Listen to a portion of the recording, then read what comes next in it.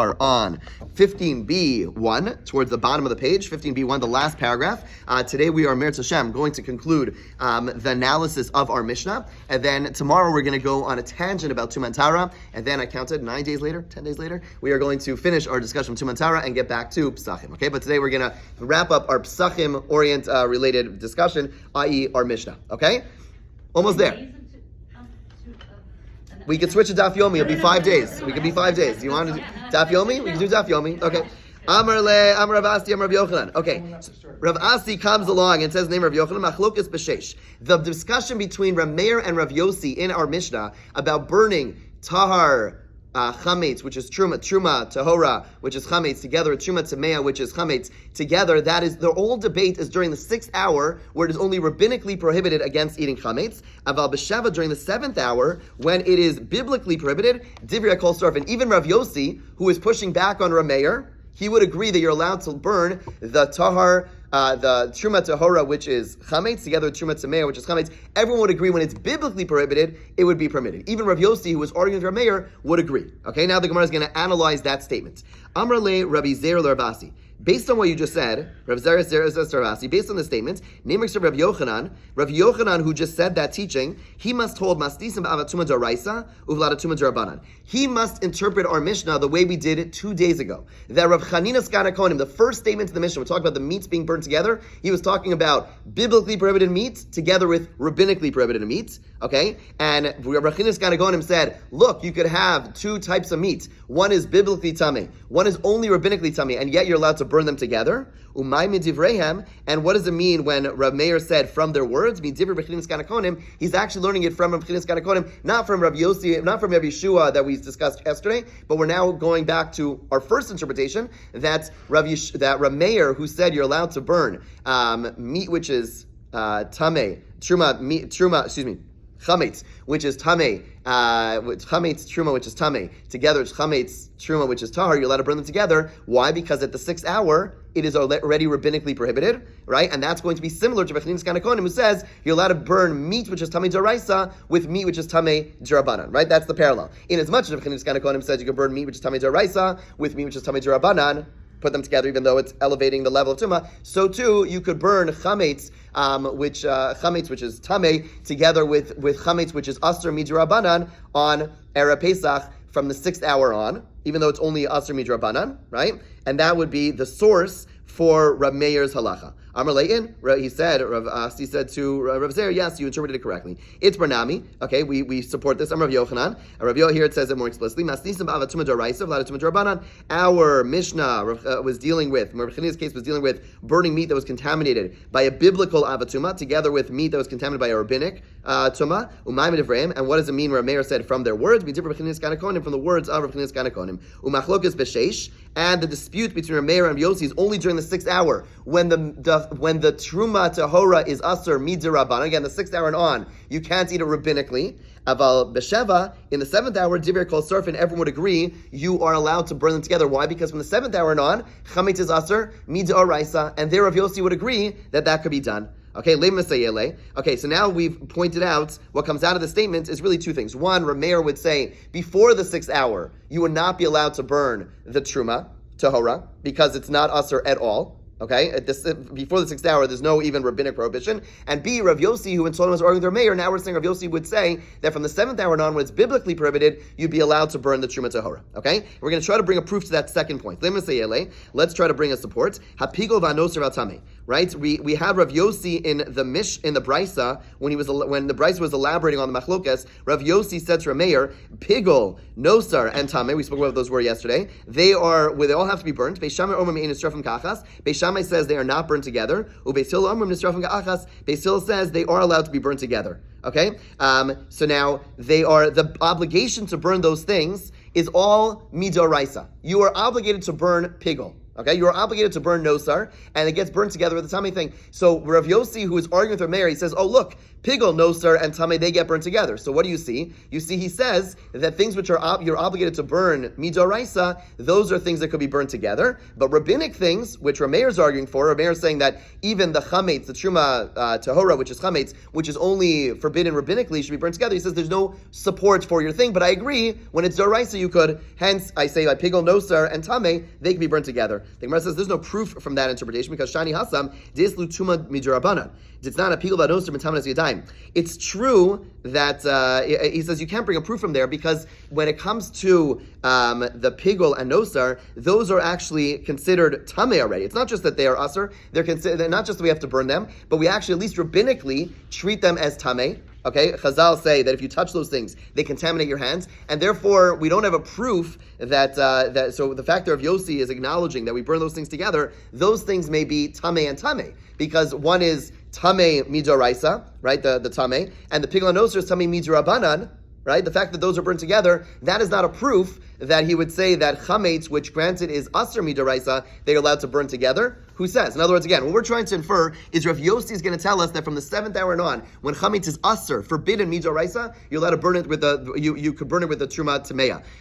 But now, and what's our source for that? Because the pigel and nosar are burned together with the tame. Pigel and nosar are only aser, forbidden, and tame is tame. The Gemara is saying no, it's not true. Pigel and nosar are actually also tame, at least rabbinically, and therefore, yes, maybe there Rav Yossi says you do the two together, but who says he would agree, like you're trying to argue, that in the 7th hour, when it's aser, not tame, but it's aser, it's forbidden to have the chametz that would be able to be burned together. You don't have a source for that at all. Okay? The Gemara says, let's try to bring a proof to this. We're at 15b3. Hapas she'ibsha. You have to see a bread that becomes moldy. V'nifsla milachal la'adam becomes unfit for human consumption. V'kelev yachal la'achla. But a dog's able to eat this. Okay? By the way, that is the important principle when it comes to Pesach food in terms of chametz. Right? The bar is not what could be eaten by a human. The bar is what could be eaten by a dog. Okay? That's very important because there are certain foods that humans may not eat, but dogs would eat. Dogs would eat, and therefore would still be problematic, right? So that's something just to keep in mind. Okay. Tried to give you a relevant, practical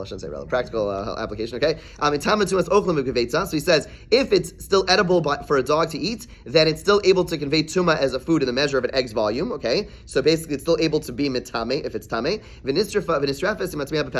And such bread is able to be burned together with tame on Pesach, even though it's tahar. Okay, so now, so what do you see from here? So again, this bread is tahar. Okay, so and we're saying that this type of bread specifically is able to be burnt together with the Tamim Pesach on Erev Pesach. Now, who's the author of this brisa? It can't be Rameir because Rameir allows you to burn full-fledged chametz, regular bread. He doesn't say that bread has to be spoiled. Again, Rameir and our Mishnah said on Erev Pesach you burn together the truma tahora with truma tameya. No problem. Regular bread, regular full-fledged bread you just brought from the store, you burn it together. So clearly the author is not Rameir. Who must it be? It must be Rav Yossi. Okay, and we see that he holds that when it's inedible, then it's allowed to be burnt with tummy on Erev Pesach. What does inedible mean? Meaning it can't be eaten. It can't be eaten. That should be equivalent to something which is asur midaraisa, i.e. from the 7th hour and on, when something cannot be eaten, not because it's inedible because it doesn't taste good, but it's inedible because God said don't eat it. Right? So clearly Rav Yossi holds, in as much as he holds that inedible food you cannot eat, is allowed to be burnt with chametz, is allowed to be burnt, which is tar, is allowed to be burnt with a tameh, right? So too he holds an edible food because God said don't eat it, is allowed to be burnt with a tameh.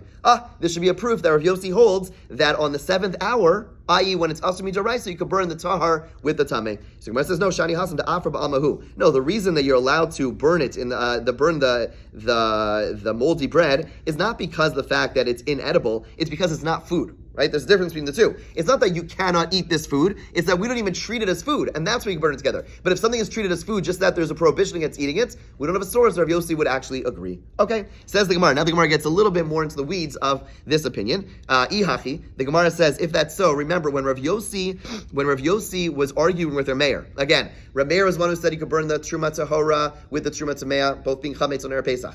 Rav Yossi came along and said no, and he gave a whole little speech. And then he says that remember he said Rav Yossi and Rav Yehuda, Rav Eliezer and Rav Yeshua agree that they should be burned separately. Now yesterday we had a whole approach to say, who Rav Yeshua and Rav Eliezer were. They were the source for Rav Meir's halacha, and it made sense for us to invoke Rav Yeshua and Rav Eliezer to say that you, Rav Meir, your source is Rav Yeshua and Rav Eliezer. They would agree that you're wrong. But now we're saying the source is Rav Chinas Ganakonim. So why is he bringing in Rabbi Yeshua and Rabbi Eliezer? It doesn't seem to have anything to do with this. So Ihachi my moda. What is Rabbi Yossi doing by invoking Rabbi Eliezer and Rabbi Yeshua and saying they would agree to be burned separately? So Hachi Amlei Rabbi Yossi Meir. This is what Rabbi Yossi means to say Meir. Afila Rabbi Yeshua Demeko. Even according to Rabbi Yeshua, who rules leniently regarding the contamination of invalid holy things. You have no basis. You have no basis. In other words, even though Rabbi Yeshua is not your source, but we know there is a Rabbi Yeshua who is lenient about contaminated things. Okay, Ki Meko, when is he Meko? When is Rabbi Yeshua lenient? So, meaning, Rabbi Yossi is saying like this: Rameir, you come along and say, from Rav Chinas Ganakonim, we learn that you're allowed to burn Tahar Chametz with Tamei Chametz, Erev Pesach. Okay, even though it's Truma. Okay, and then Rabbi Yossi says you're wrong. Okay, your source is wrong. We'll see a little bit more why he holds your source is wrong. But then he says, and Rabbi Yeshua would be Modeh. Now again, what we're saying now is Rabbi Yeshua is not really the source, but he's saying Rabbi Yeshua, who elsewhere happens to be very lenient about this, he says Rabbi Yeshua is only lenient about things which are tluya, which are a doubt. Remember, what is Rabbi Yeshua's? We saw two halachas from Rabbi Yeshua. The first one about Rabbi Yeshua was, you have a case where there is wine sitting in a room, a person who is tamei walks into the room, and then you walk in just as he's walking out. Can't catch up to the guy, but you know he's tamei. And you don't know, did he touch this wine? What did Rabbi Yeshua say? You're allowed to go ahead. If it was covered, you're allowed to uncover it. If it was sitting in the corner, you're allowed to put it in the middle. Okay? But what's that case of wine? Is that wine tahar? Is that wine tamei? It's a doubt. It's a suffix. So when did Rabbi Yeshua say his leniency about Tumah and Tahara? It's only when it's already a doubt. There he was lenient. But you, Rameir, you're trying to argue about a case where you have Truma Tahara. It's 100% Tahara. You don't have a source. Right? So again, let's read it inside. I feel Rabbi Yeshua to make Rabbi Yeshua, who is lenient in general, Ki Meko, when is he lenient? When one is suspended. Okay, and Tamei, Aval B'Tahora Tmeya, but would he agree that you're allowed to put Tahara, Truma, and Tamei Truma together? Lo, no way. Okay, so now the Gemara goes further. Gemara says, Ihachi, if Rameir did get his law, his rule, from the testimony of Rav Chinas Ganakonim, Amai Enam Hi Hamida. Why does Rav Yossi say that it's not a good analogy? Mida Umida Hi. It's a perfect analogy. Again, Rabbi Chinas Ganakonim was saying that you are allowed to burn Tamei, food which is Tamei D'Oraisa, together with food which is Tamei D'Rabanan. Right? So Rav Meir wants to infer from there that in as much as you're allowed, so I'm allowed to take my Truma Tameya, which is Chametz Erev Pesach, and after the 6th hour, it is forbidden rabbinically, and I'm allowed to burn it with the Truma Tameya. That should be very almost identical to the case of Chinas Ganakonim, which has Truma Tameya, D'Oraisa, together with Truma, which is really Tahar, but only means Rabbanan, rabbinically, it's forbidden. That's the same thing as Erev Pesach. I can take my Chametz Truma Tameya and burn it together with my Chametz, which is Tahar, but it's aser, it's forbidden rabbinically, I should be able to burn them together. It's a perfect analogy. So Amar Yirmiyah, Hacha bebasar shnitba mashkin shnitba machma sheretz. We're dealing with meat that was contaminated by a beverage that was contaminated by a sheretz. Okay, a sheretz is a creepy crawling thing, okay, which is dead, and it's a source of tuma. It touches a liquid. It touches some wine. Okay, so you have you open your wine vat, and you see, oh my gosh, there's a dead rat in there. Okay, it happens, I guess. And basically, you have this wine which is contaminated, and then the wine gets poured over some meat. Okay, so it's the liquid which was tamei through a sheretz now touches the meat. Va'asra Meir l'tamei, Rav Yossi tamei, and Rav Meir and Rav Yossi have a long-standing debate preceding this Mishnah. Rabbi Meir l'tamei damar tumas mashkin l'tamei acher m'derabana. Rabbi Meir holds that liquid, that beverages, their ability to contaminate other things is only rabbinic. Okay, this wine that we just referred to, it could only contaminate other things rabbinically. Okay, and therefore the meat which we're burning with, right? In other words, again, Rabbi Chinas Ganakonim is talking about a case where the meat was touched by that liquid. So is that meat aser midrabanan, midrabanan, aser midrabanan? Because the liquid only has the capacity to be metame, to cause contamination rabbinically, right? So that meat is only aser midrabanan. Rav Yossi l'tamei. Rav Yossi has his opinion, that Amar, who says tumas mashkin l'tamei chem d'oraisa, who holds this liquid is actually biblical in nature, and therefore what? And therefore, if you go into our Mishnah, what does our Mishnah tell? Rav Chinas Ganakonim says this meat that was contaminated by the wine was burned together with a higher level tumah. So according to Meir, he says, well, what we see from here is that meat which is asur midaraisa, biblically, is burned together with meat which is asur midrabanan. and therefore that should be analogous to the 6th hour, where I want to burn my chametz, which is aser, my truma tameya, which is truma tameya, which is tamei midaraisa, together with my truma tehora, but it's aser midrabanan. Those two are analogous, and therefore I could say during the 6th hour I should be able to burn my chametz tahora, even though it's only aser midrabanan. Rabbi Yossi says no. Rabbi Chinas Gadakonim is talking about the same case, but he says that meat was actually aser midoraisa, and therefore I can't bring any analogy to the 6th hour when my chametz is only aser midrabanan. The only time I'd be allowed to burn these two things together is in the 7th hour. It's aser midoraisa. I know it's a lot. Okay, so the Gemara now just brings a source list. The Tanya Son and Brisa. Next page, Safek 16a1. Safek mashkin litame. In a case of a doubt whether beverages have become tame. So let's say you have beverages. You don't know if that rat touched the wine. Okay, so you're not sure, right? It was dangling over it. I don't know. Whatever. Come over the case. There's a doubt. Okay, tame. We know, so we'll treat the liquid itself as tamei. However, there's a machlokas about whether the liquid has the capacity to be metame other things. The tamei acher, to contaminate other things, tahar, divrei Meir. Rameir says in its ability to be metame other things, for the liquid to cause other things to become tamei, that is a suffix. That's a doubt. Why is it a doubt? Why is he saying it's tahar? Why is it tahar? Because we have a rule. If you have a suffix midoraisa, if you have a doubt about a biblical thing, the halacha is we go stringent. If it's a doubt about a rabbinic thing, we are lenient. So we see if Rameir says that this liquid's capacity to be mitame, if you're not sure that this liquid, so you're not sure about this liquid whether it touched the rodent or not. So the liquid itself will treat as tame. But in terms of its capacity to make other things tame, we would treat it as tar. Why? Because Rameir holds it is only forbidden rabbinically, and therefore when there's a doubt, we'll go more lenient. V'chein hayar Elazar Omer Kidvara. Elazar agreed to Rameir. Rabbi Yehuda Omer lakol tamei. Rabbi Yehuda says that no, the liquid, if it touches anything, whether a person, a food, or a utensil, it is going to be tamei. He obviously holds that its capacity to be metame is deoraisa, is biblical. Rabbi Yosef Rav Shimon Omrim laochlin tamein. In regards to food that have been touched by tamei beverages, it's going to be tamei. Lekalim tahor. Regarding utensils, it's going to be tar. So clearly, Rav Yossi, who we're really focusing on, he holds that its capacity to be metame, a liquid which is the capacity of liquid to be metame other things, is midoraisa. At least other foods is midoraisa, and that's why. And the source of this we'll get into it in a future Gemara. But the point is that that's why when they both Rameir and Rav Yossi were both agreed what the case was of Rechinas Gadakonim. It was a piece of meat which is aser midoraisa. Okay, which was tamei midoraisa, which touched a piece of meat which came into contact with a liquid that was tamei.